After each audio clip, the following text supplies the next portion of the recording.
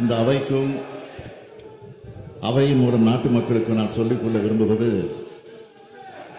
தமிழ்நாட்டில் பொது அமைதி நிலவுகிறது. பெரிய சட்டம் ஒழுங்கு பிரச்சனை ஏதுமின்றி மக்கள் அமைதியாக இணக்கமாக வாழ்கிறார்கள்.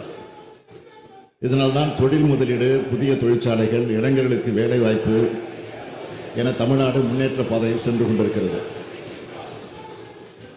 இந்த நேர்மை சூழ்நிலையை தாங்கிக் கொள்ள முடியாத சில மாநில விரோத சக்திகள், தமிழ் மக்கள் விரோத சக்திகள், லாபிலிருந்து சட்டம் போடுறவங்களெல்லாம் அப்படியே வெளியேற்றுங்க. காவலர்கள் அங்கொன்று இங்கொன்றுமாக நடக்கக்கூடிய கொலை, கொள்ளை போன்ற ஒரு சில நிகழ்வுகளை ஊதி பெரிதாக்கி மக்களை பீதியில் வைக்க இரவு பகலாக மக்களின் பாதுகாப்பிற்காக உழைத்துக் கொண்டிருக்கக்கூடிய நம்முடைய தமிழ்நாட்டு காவல்துறைக்கு இழுக்கு ஏற்படுத்த திட்டமிட்டிருக்கிறார்கள்.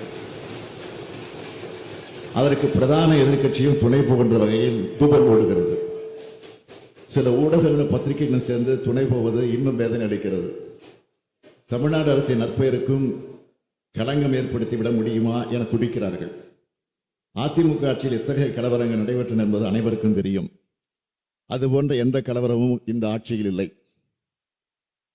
குற்றங்களின் எண்ணிக்கை இந்த ஆட்சியில் குறைந்து வருகிறது.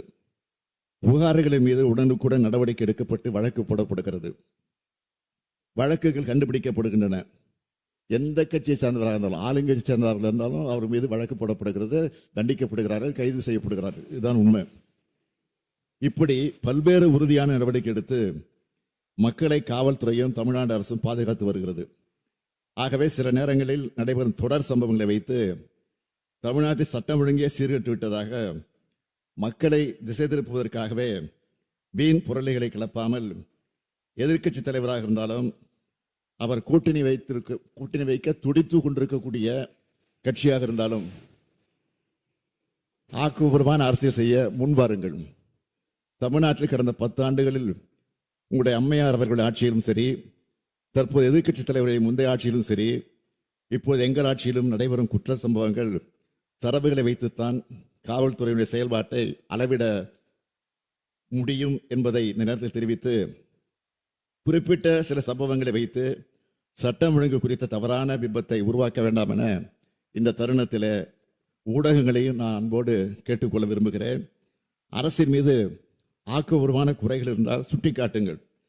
அரசியல் செய்வதற்காக தமிழ்நாடு காவல்துறையும் அமைதியான மாநிலம் தமிழ்நாடு என இருக்கக்கூடிய பெயரையும் கெடுப்பதற்கு துணை போகாதீர்கள் என்று கேட்டு அமைகிறேன். இந்த அவைக்கு ஒரு அறிவிப்பு.